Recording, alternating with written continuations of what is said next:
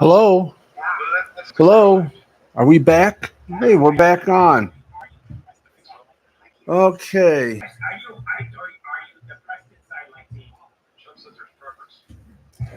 Hey, how you doing, everybody? Welcome back. Sorry we're late, but we did have a little tech issue.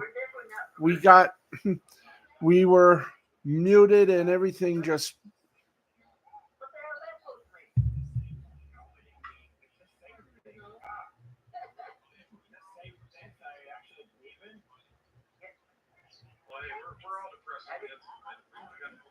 Anyway, welcome to the broadcast. We're on for an hour, despite the fact that we started at sort of a sucky hour at 10:30. Hey, we're here. We're live. Can you hear us? Taylor Swift greater than Disney, Star Wars and MCU, and Doctor Who. Yes, we are officially live.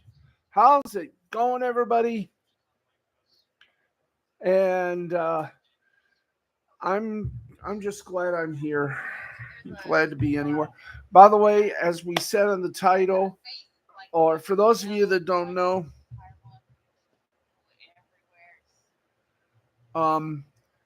this is our show.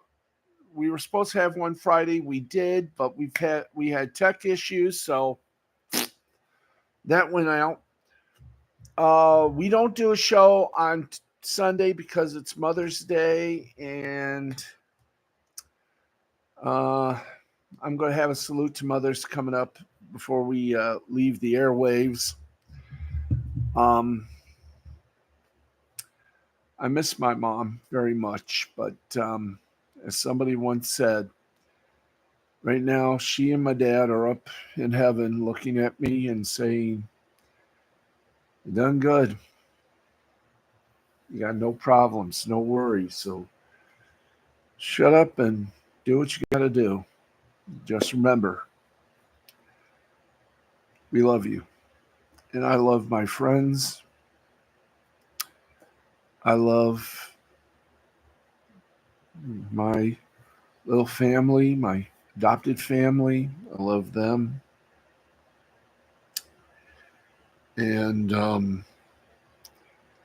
I miss them. I miss my mom very much. And tomorrow I'm going over to my friends, the Peterson home, and I'm going to enjoy Mother's Day over there in tribute and salute. But we did not come here tonight to listen to me babble. So if y'all don't mind, we're going to get this show started like it's supposed to. We're going to give you a sports cast. We're going to give you yesterday, not yesterday. Yeah, yes, we're going to give you the scores that you missed yesterday, scores you'll get tonight. We've got the news, some sports news for you. In fact, we're going to get with this, and oh boy, it gets worse for Urban Meyer, doesn't it? Okay, let's get to the news stories. First, fast and fair, as they say in the biz. Three-time national champion coach Urban Meyer blasted the current status of name, image, and likeness earnings in college football by calling it cheating during an interview on the Lou Holtz Show. The 59-year-old three-time national champion and now frontman for Fox's Big Game Saturday show said that NIL is great, but lamented the arms race it has created. Quote, if you're a woman basketball player like the great girl from Iowa and they want to put her on a billboard and pay her, they should be able to do that. That's not what happened. What happened is the arms race of collecting money from donors, and the donors are simply paying players. That's what I understand is happening, and I don't like that. Meyer last coached in college football during the 2018 season, though that was only 6 years ago where it was another era entirely. Since Meyer's 7-year run at Ohio State concluded, the arrival of NIL, unlimited transferring, and conference realignment have rocked the sport to the core. Hey, Matt, Ed, and Eddie. And there we go. Meyer said, quote, further, if Lou Holtz or Urban Meyer or Marvin Harrison Jr. or C.J. Stroud, they want to go use their name, likeness, and image and help sell cars, help a business, that's great. But to have a 17-year-old demand money for a visit, to pay these players a lot of money to go visit a charity for 20 minutes, and they write you a check for $50,000, that's cheating. That's not what this is all about. I'm very disappointed in where it all went. While a large-scale revenue sharing model is in the developing stages in college athletics, player compensation for now is stuck in the collective model under the guise of NIL, which doesn't sit well with Urban Meyer. Neither does actually sitting sit well with Urban Meyer. And if you mention Jacksonville, well, that's like a thorn in his ass. Anyway, Myers further said there's these things called collectives where they go out and get money from donors and get this big, giant mass of money and they pay players. That's not what the intent is. Wow. And we got this little bon mot from, speaking of Ohio State, their AD, which to me stands for Ass Director, and I'm not talking assistant either. He's the athletic director, but AD to us here in the Michigan area stands for whole director. Well, Gene Smith pulled no punches. Let's try that again. Ohio State athletic director Gene Smith pulled no punches when asked by Central Ohio's NPR affiliate, "Hey Phil, Teenage Mutant Ninja Turtle, Phil in a half shell, turtle power." That's right, my buddy Phil, TMNT, the man, the myth, the legend, joins us here, and I hope tonight we make you proud. If not, I'll just sit here and twiddle. Anyway, Ohio State Athletic Director Gene Smith pulled no punches when asked by Central Ohio's NPR affiliate whether he believes Michigan's recent football victories over the Buckeyes should come with an asterisk because of the Wolverines sign-stealing scandal. And of course, we all know what this fool says. Of course I do. Smith said, laughing on the All Sides with Anna Starver show. Smith repeated that, "Of course I do," before expounding on his view of the scandal which hung over Michigan's 2023 national title campaign. "The rules are in place to protect the integrity of the game and try your best to create a level playing field," Smith said. "When those rules are violated, then it affects those principles. We have to keep that in perspective." What a gerbil-headed a-hole. Michigan has a 3-game winning streak over Ohio State, 30-24 in Ann Arbor in 23, 45-23 in Columbus in 2022, and 47-42 in Ann Arbor in 2021, which snapped an 8-game streak by Ohio State in the rivalry. Now, I'm sorry, but I have to say this. Ohio State, you lost those 3 games because we had the players. Your coach overcoached and blew it. Gee, who is your coach? Who's the coach at Ohio State?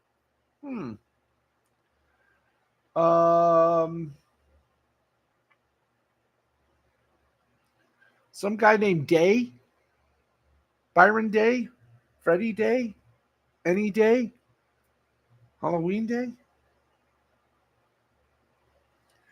The elaborate sign stealing scheme allegedly perpetrated by former Michigan staffer Connor Stallions resulted in a 3-game suspension for Jim Harbaugh to close the regular season. However, the Wolverines still topped the Buckeyes for a third straight season with Sharon Moore, interim coach, in charge.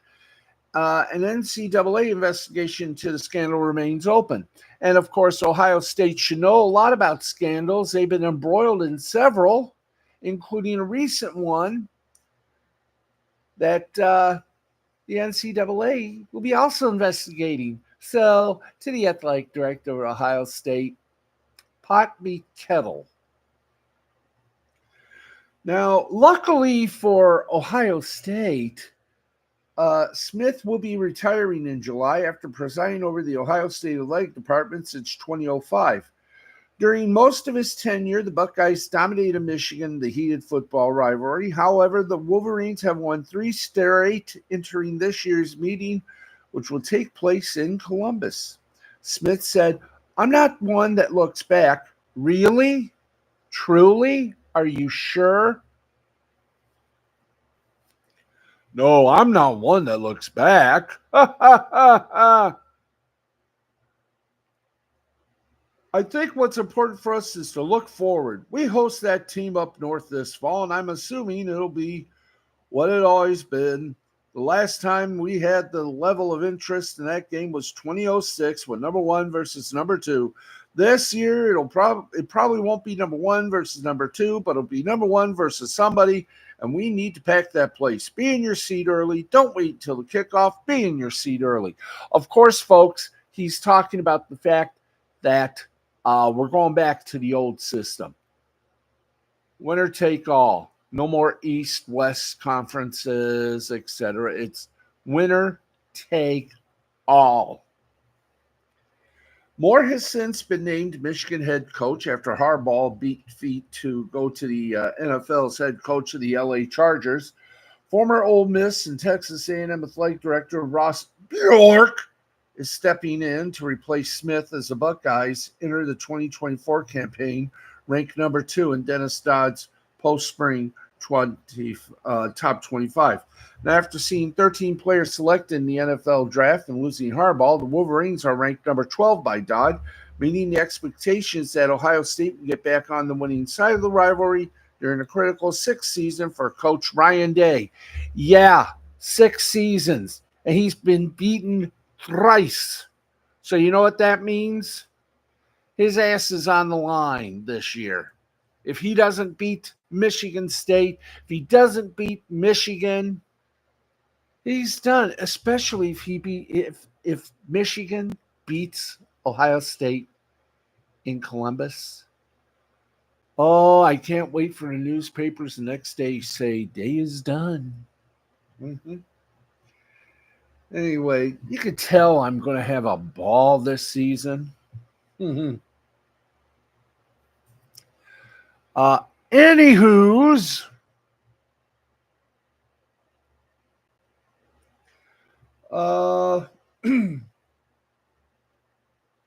let's let's see what else we got here.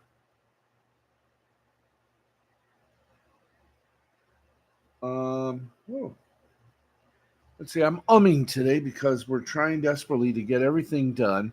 We're at 10:46 p.m. We want to be off the air till about 11:30. We were supposed to be on at 10, but unfortunately we had a tech issue with our microphone, so we had to restart, and everything is just so concocted up. Okay, here we go. And to the folks at Ohio State, wah, wah, and wah. Okay. Here we go. Yes, we're winning here. You want to do scores from last night? Okay, we'll do scores from last night, do some more news, and then we will, of course, do something else entirely. I have no idea what it is. Oh, yeah, we still got the tribute to Sam Rubin, who passed away. Let's get you update on what happened last night in the NBA. In the NBA Game 3 of the Eastern Conference second round, Indiana Pacers kicked New York Knicks' butt 111 to 106 to take it to somehow launch the old comeback-a-roo. Knicks still lead the series 2-1. Game 3 of the Western Conference second round had the Nuggets, the defending champions, come back to beat the Timberwolves 117 to 90. That series, Timberwolves still leads 2-1. Round 3 of the Wells Fargo Championship yesterday, Xander Schauffele continues to lead by one stroke at 12 under. Rory McIlroy is in second at 11. Sunji Im is in third at 8 under. Sepp Straka is in fourth at 7 under. And Jason Day, fifth at 5 under. Now, third round of the Myrtle Beach Classic occurred. Chris Gotterup, 18 under, is in first place.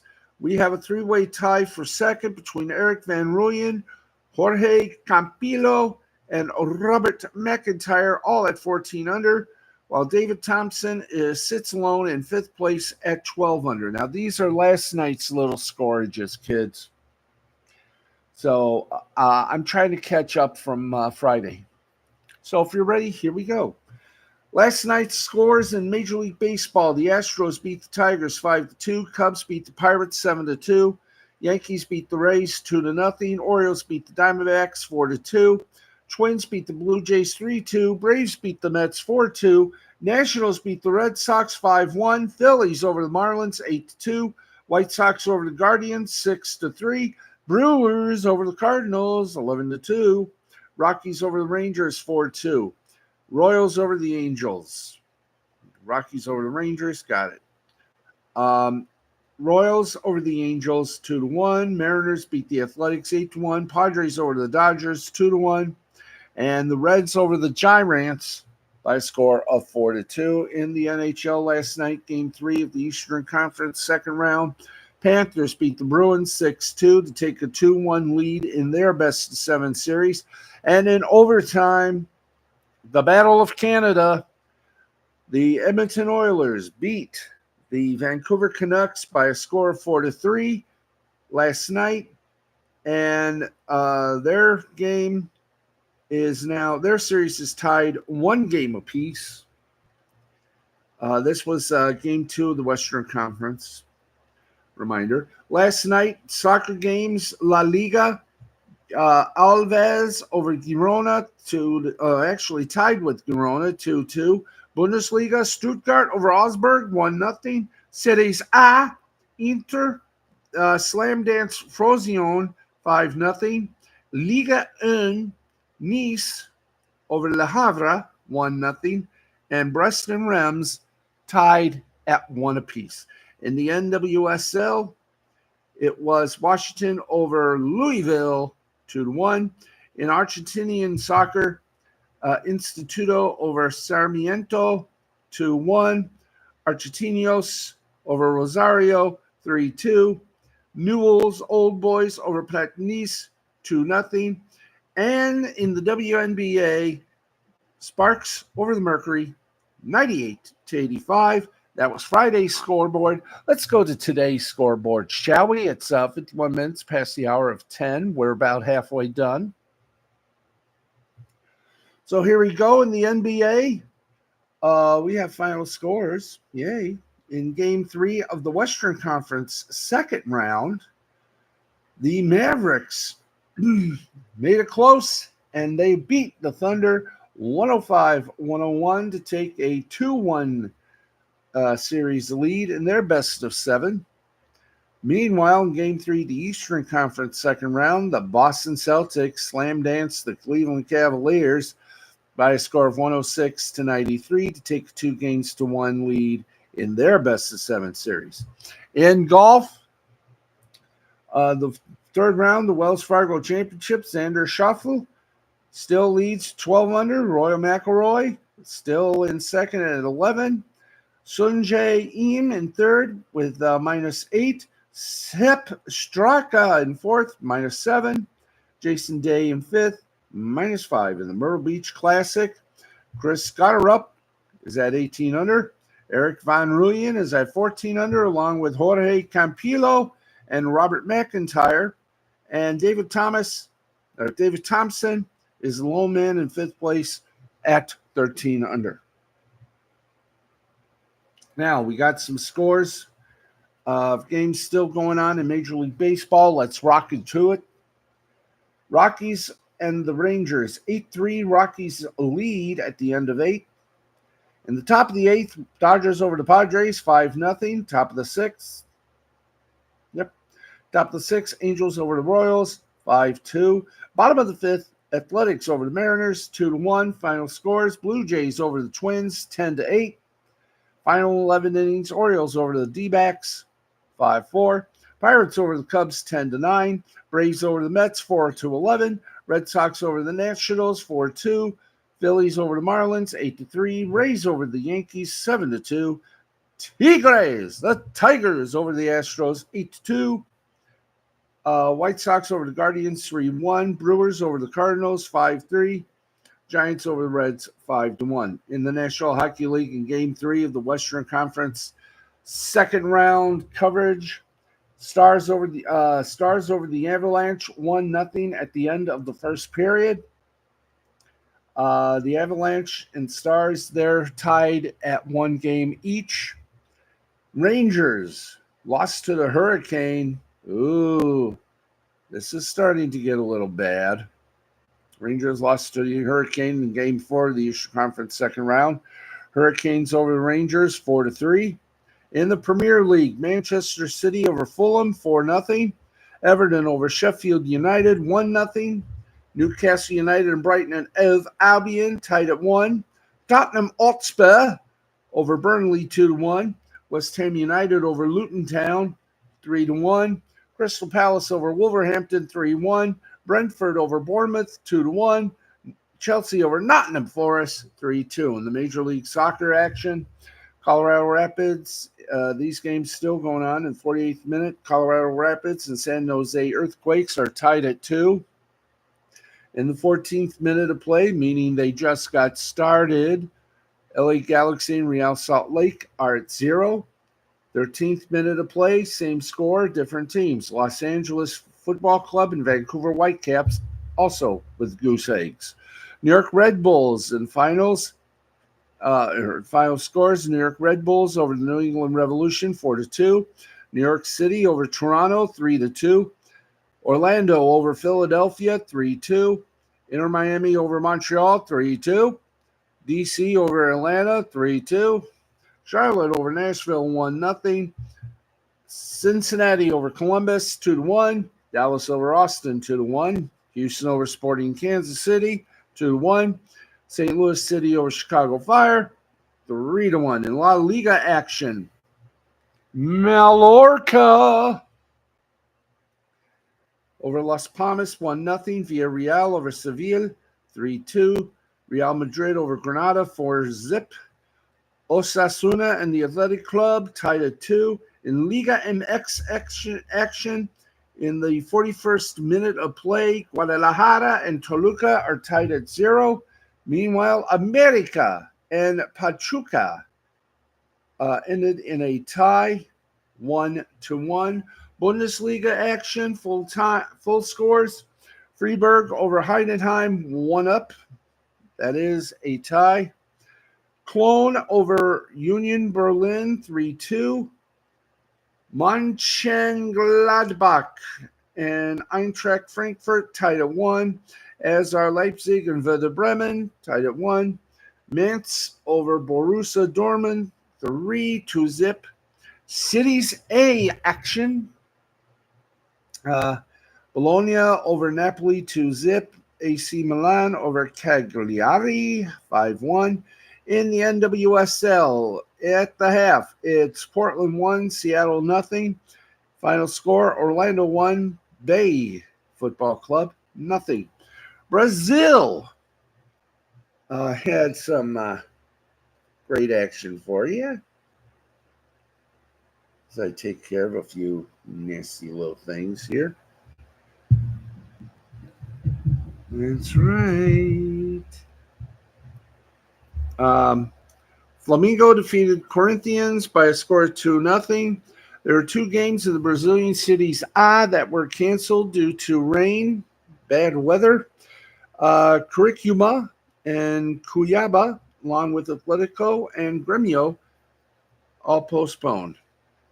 In the Argentine Premier Division, Huracan over Defense e Justicia 3-1. Barracas over Godoy Cruz 1-0. Talleres de Cordoba and Independiente 3-1 final score. And River Plate over Central Cordoba SDE 3-0. That, you say, that's pretty much it, isn't it, for scores? No. Are you kidding? We got scores, baby. We got big scores. We got lovely scores. We got scores that'll make you want to say, ah. So say, ah, people. So say, ah.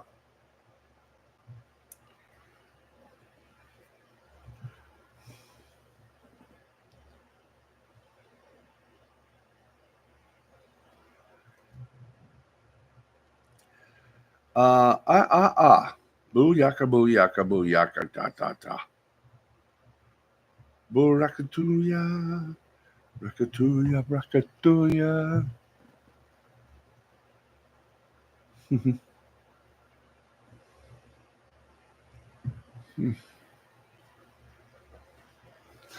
Okay, just got to do one thing, and that's say hi to the puppets over next door on the Tuck and Roll show. So give me a little moment, then we're back with some sports, more scores, more sports, some fun. A little tribute to a good friend, Mr. Sam Rubin, who passed away shockingly yesterday morning. It is a shock, and it's still a shock over there in KTLA. So give me a little second here to give a hello.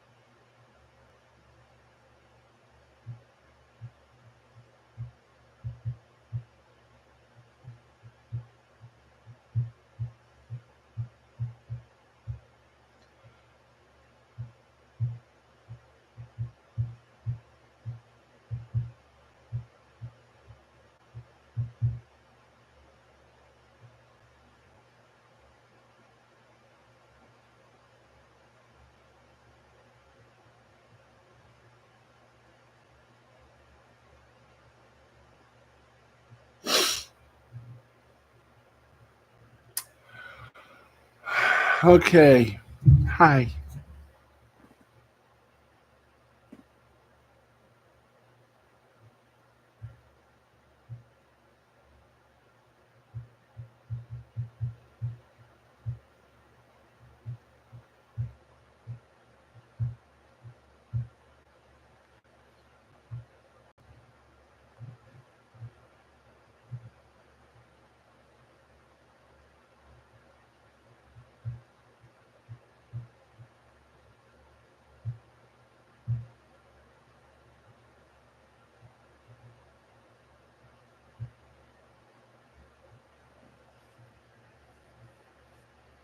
Mm.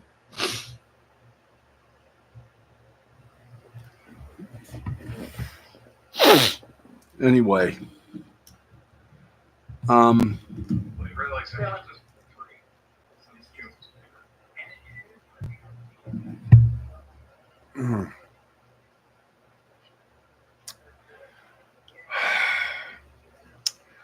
it's still hard to believe we're getting close to another year, and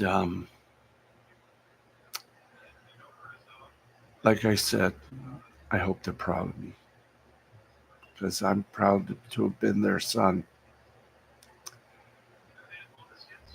I sometimes still beat myself up, but I'm glad I got friends that will remind me every day that I am alive, that I've got the best backup in the free world, and that is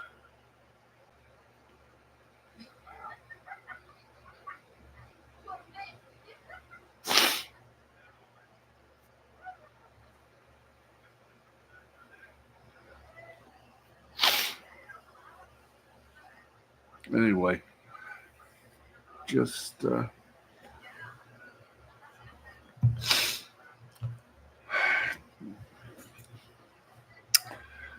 it's gonna get easy one of these days. But do me a fit. I'm gonna say it at the end, but I want to get our scores done, and then we're going to get some entertainment news, and we're going to wrap things up with just a little something from me.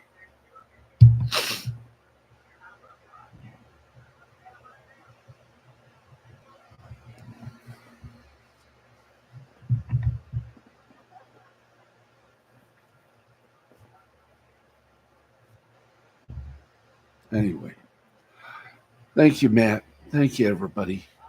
And before I say, I'm going to say it anyways. Before we leave the air, and we're going to leave in about 24 minutes. When y'all get your chance tomorrow, I know it's Mother's Day, but tell your dads too that no matter what, you love them, you cherish them, and you thank them for bringing you into this world because I made everything all special. Anyway, I've said that. Let's let's get to ice hockey. Give you a total scores. Then we're going to do some more sports news and entertainment news. And if anything happens between now and the time we leave the air, we'll give you another update. Okay, here we go. Right now, we do have an update. Speaking of which, in the second period, the Dallas Stars are leading the Colorado Avalanche 1-0. In the World Championships preliminary round, Group A, Canada beat Great Britain 4-2. Denmark defeated Austria 5-1. Czech Republic over Norway 6-3 in preliminary round. Group B, Kazakhstan defeated France 3-1. Latvia over Poland Portland over Poland 5-4. USA beat Germany 6-1. In the Ontario Hockey League playoffs, the London Knights ring the clock of the Oshawa Generals 9-1.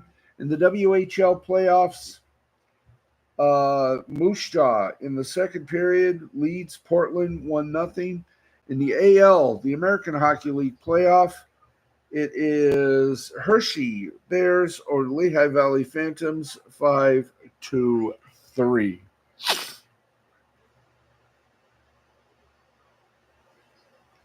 Let's go to basketball. Yes, we do go to basketball. Uh, let's see. Do we have any b-balling? Any b-balling going here? Okay, well, yes, yeah, we just did the NBA scores, but everything else has already been done. Okay. Um, so we're done with the local scores. We're done with the national scores. Uh, Everybody keeps asking me, why don't you do local scores? Well, because we're a national broadcast, and if we did local from every place that listens to us, we would be on the air for 24 hours straight because there's a lot of good sports around the country. So we tend to just concentrate on the national scope. But anyway, let's get to it. Then we'll uh, get some things done here that we haven't been able to do for a while. So let us get to some news of sports or some sports news.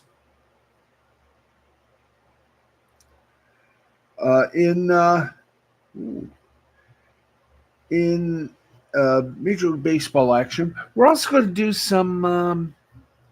I think we got a chance after a little chibi chibi here. Yeah, we're going to give you a little listen into a couple of games from the minor leagues, which are more interesting than the major leagues, if you feeling. The Chicago Cubs put together one of the oddest 7-run innings you'll ever see on Saturday against the Pittsburgh Pirates. The Cubs faced four different pirate pitchers during the fifth inning, including the debuting Paul Skeens, and waited out a rain delay. Nevertheless, they scored 6 of those 7 runs by drawing bases-loaded walks. You heard me, bases-loaded walks. That's the most bases-loaded walks in an inning by any MLB team since the White Sox walked 8 times with the bags full against the A's in 1959. Michael Tauchman, who did a double, and Celia Suzuki, an infield single, reached against Skeens to begin the fifth inning. The Pirates have removed Skeens in favor of reliever Kyle Nicholas, who struck out Cody Bellinger and Christopher Morrow. At that point, the Cubs' rally appeared to be on life support, yet Nicholas then hit Ian Happ with a pitch, and that's where the inning began to go off the rails totally. Nicholas walked Nico Horner on 4 pitches, then Michael Busch on 4 pitches, then Miles Mastrobuono on another 4 pitches. At that point, the Pirates mercifully made a pitching change, inserting veteran lefty Josh Fleming, who then suffered a similar fate. He walked Yan Gomez and allowed an infield single to Tauchman that tied the game at 6. The Pirates held on to a 6-1 lead when the inning began and had recorded 2 outs before allowing a run in the frame. The game then entered into a rain delay that lasted more than an hour. When play resumed, the Pirates went to yet another pitcher, right-hander Colin Holderman. Guess what happened next? Yep. Holderman issued 2 more bases-loaded walks, one to Suzuki and another to Bellinger, giving the Cubs a 7-run frame and an 8-6 lead. Holderman did finally retire Nick Madrigal on a line out to center to end the inning. Stranger things occur, kids. Now, here's the kicker, by the way. Chicago's lead was short lived. Catcher Yasmani Grandal launched a 3-run home run in the bottom half of the fifth to put the Pirates up 9-8. The Pirates run by the 10-9 final.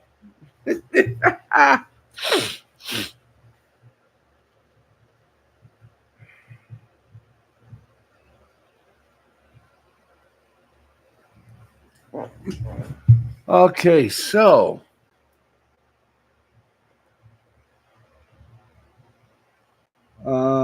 let's keep going on some news here.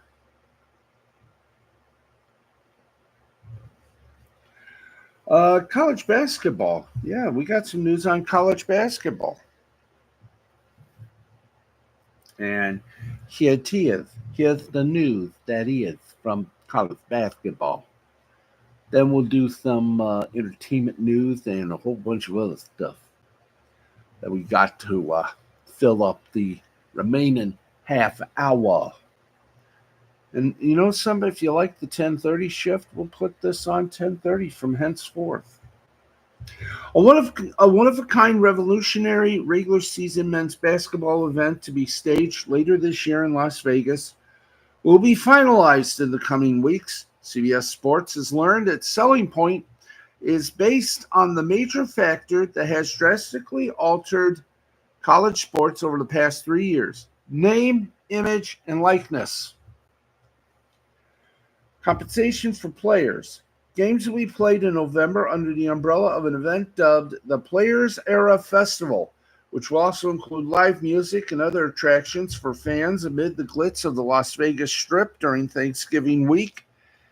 In a college sports first, the event will also include a $1 million NIL payouts for 8 participating schools. What's more, players involved will have future earning opportunities through long-term NIL contracts, sources told CBS Sports. Here are the teams that have already committed: Alabama, Creighton, Houston, Notre Dame, Oregon, Rutgers, San Diego State, and Texas A&M have all committed to playing the event. Creighton was the final school to join. It formally committed on Friday, sources told CBS Sports. The Blue Jays signed a 3-year commitment with the event. Creighton was previously scheduled to play in a loaded 2024 Battle for Atlanta field. One source told CBS Sports that Creighton pursued the opportunity after the initial publishing of the story on May 7th, when one spot remained unclaimed. As a result, the Blue Jays will have to pay a buyout to leave the Battle for Atlanta's MTE. Now, Battle for Atlantis organizers are now attempting to recruit a replacement Big East team for that event, another source said. A power conference team getting plucked from one of the most prestigious college basketball MTEs speaks to power and appeal of the Players Era Festival.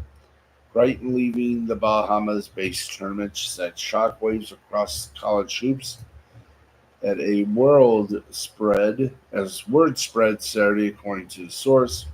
As for Players Era Festival, this is not being pitched as a one-year happening either. Now, plans are to double the size of the field, sources told CBS Sports, with 16 teams as the target for 2025 and beyond: Duke, Gonzaga, Kansas, Michigan, Syracuse, and Virginia. Really?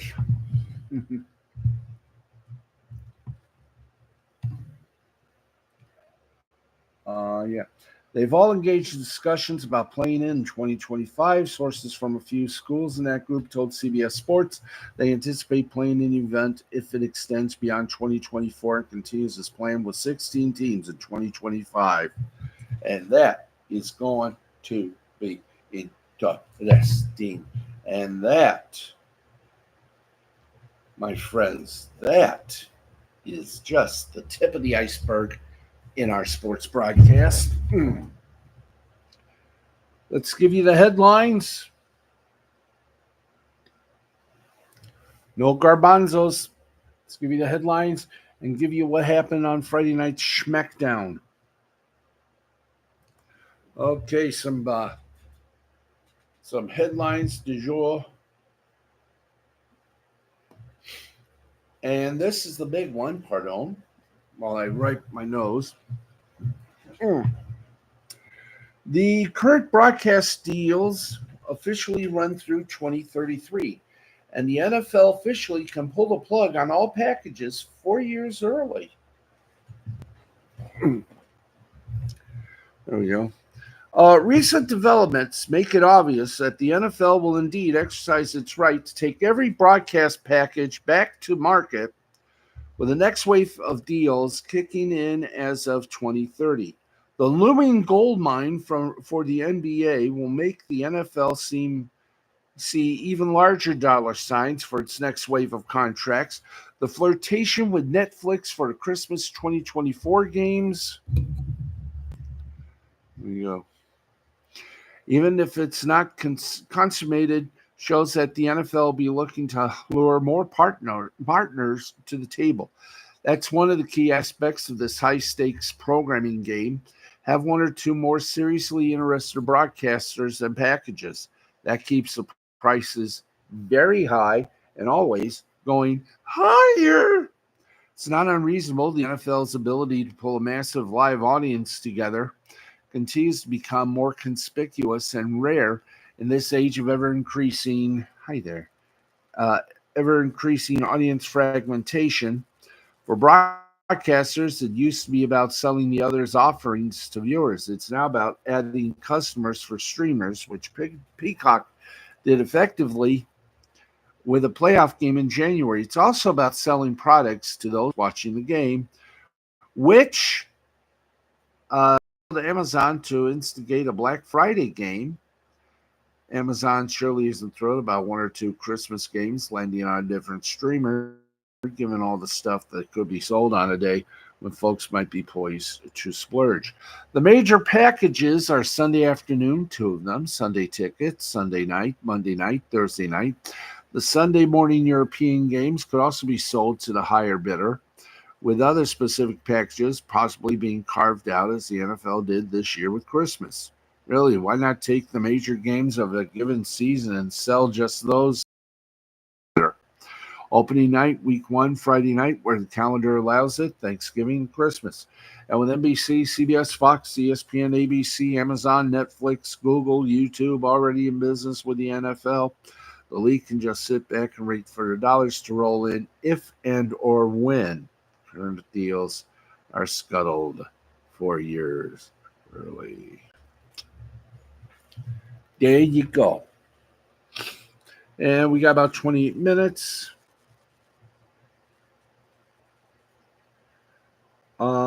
Yeah, we got I forgot. We got that. There we go. Now we're okay. We're okay, and I'm going to just lay like this for a while as we continue to give you entertainment and sports headlines. Former AEW Tag Team Champions no longer expected to team together, so a report says. Of course, we're talking Big Bill and Ricky Starks. Fightful Select is reporting that at this time there are no creative plans to keep the team going, and they amicably split as they believed the tag team had run its course. They began TV together shortly after AEW All In last August as Starks began managing Bill, was primarily attached to a storyline.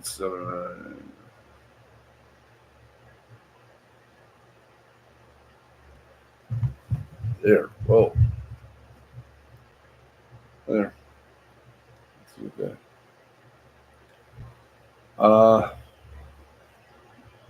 The faction was leaded by the Hardys, Hook, and Isaiah Cassidy. Bill would go on the team with several AEW stars, including Lee Moriarty and Brian Cage, before he was partnered with Starks. They won the tag titles just a few weeks into them teaming together.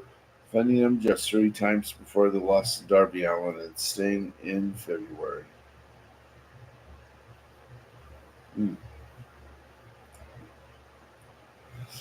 There you go. So we thank you, Wrestling Inc.,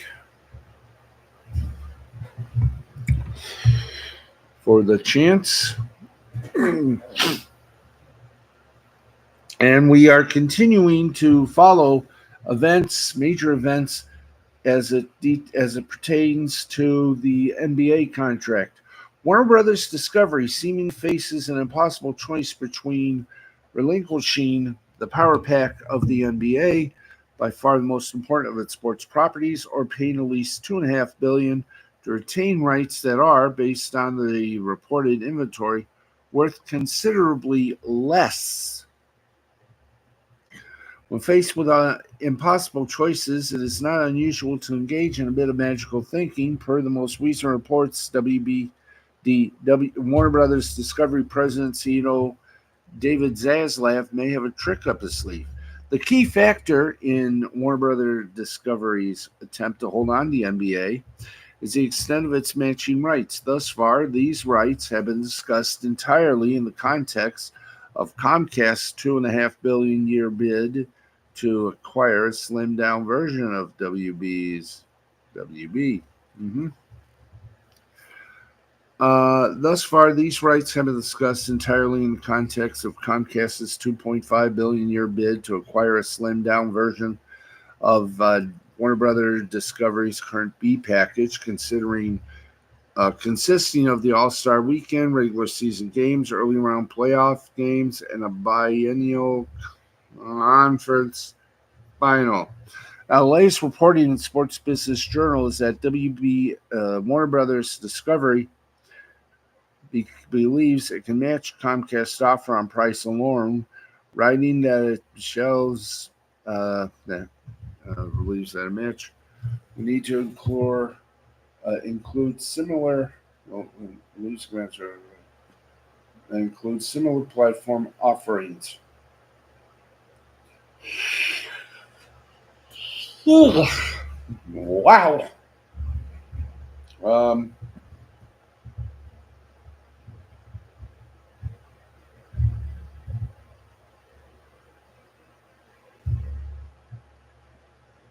Okay, once again, we're doing a little bit of catching myself sleepy. So we shall find out what happens. We got more on this, but we'll do that on Monday. Okay.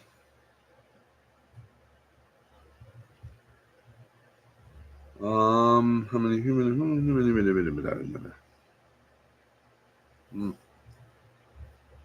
The NWA is bringing back the title held by Harley Race, Randy Savage, and Jeff Jarrett. I am glad of that.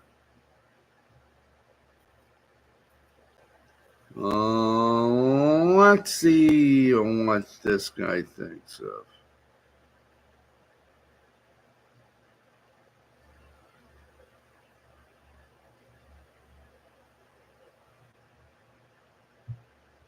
Okay, I think we screwed up again. No, I think I screwed up. Okay.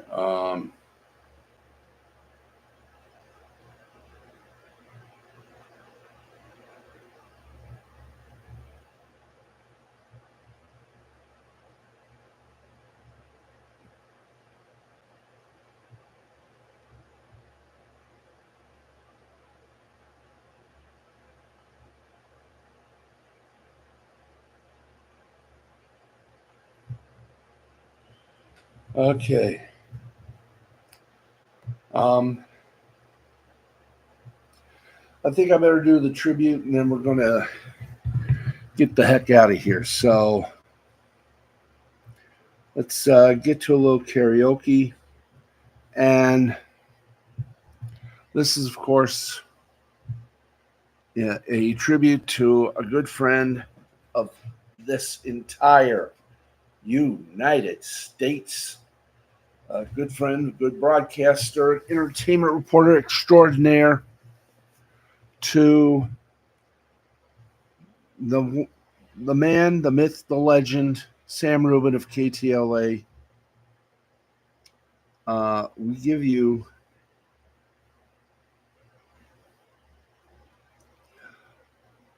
a little Sinatra for you, and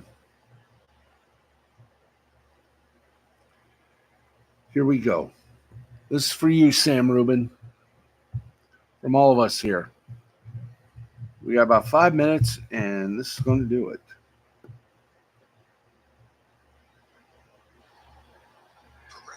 As soon as we there we go. Here we go.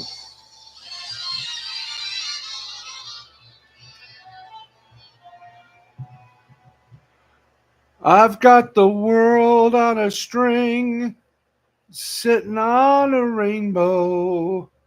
Got the string around my finger. What a world, what a life, you let it all.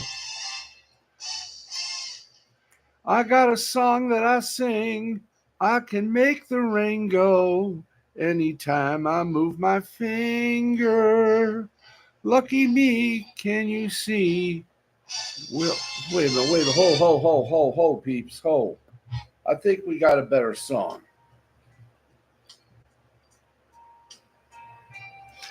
And now the end is near, and so I face the final curtain. My friend, I'll say it clear, I'll state my case, of which I'm certain. I've lived a life that's full. I've traveled each and every highway and more, much more than this. Sam did it his way. Regrets, he's had a few, but then again, too few to mention. He did what he did with grace and saw it through without exemption. His world was entertainment news. Celebs would come to him and do interviews and more, much more than this. Sam did it his way. Yes, there were times, I'm sure we all knew, when Sam bit off more than he could chew. His skits were gold, his reviews were sharp. He was the man who reached for the top. He faced it all, and he stood tall and did it his way. He loved the Hollywood scene, from KTLA to 9 Network Australia. His reports garnered fans from normal folk to celebrities. To think he did all that, and may I say, not in a shy way. Oh no, not Sam Rubin. He did it his way. For what is a man What has he got? If not himself, then he has not to say the things he truly feels. And interviewing the best of Hollywood, the record shows he made mornings great and did it his way.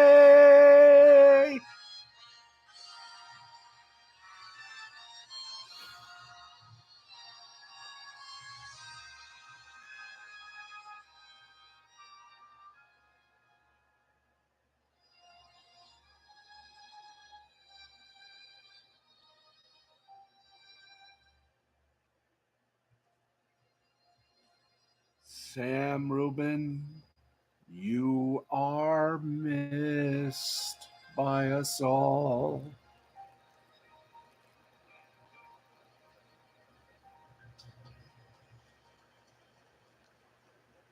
Okay, that. Hi, how are you? Okay, that was for the late great entertainment correspondent for KTLA, the Reels Channel, the Nine Network Australia, among other places, Sam Rubin. He shockingly passed away yesterday about 1 o'clock Eastern Time, and he is irreplaceable. There will never be another Sam Rubin. He was one of a kind. And KTLA, we send you sympathies. We send you condolences. We send you love. We send you hugs. We send you the most positive of vibes. Because he truly was one in a million. To Sam's family, he will be missed. We send the same love, respects, sympathies, condolences, roses, and good vibes. He was a class act, and trust me, no one could hold a candle to him because this man was truly a modest individual. He cared about people a lot. That's going to do it for our show. Thank you very much for watching. We will be back on the air Monday because we don't do a sports show on Mother's Day. That is a celebration for family. And I want to thank you all very much for being a part of my family through the bad times, good times, and truly the heartbreaking times. Thank you, everybody. This has been a presentation of Mystifying Creativity Productions in association with the L2C Media Network. And speaking for myself, for Matthew, for Jay, and for everybody involved, we send the best to our friends at KTLA and to the viewers not only in California but around the country and around the world. We're going to miss this guy. And to all the mothers out there, have a great Sunday. Have a super Mother's Day.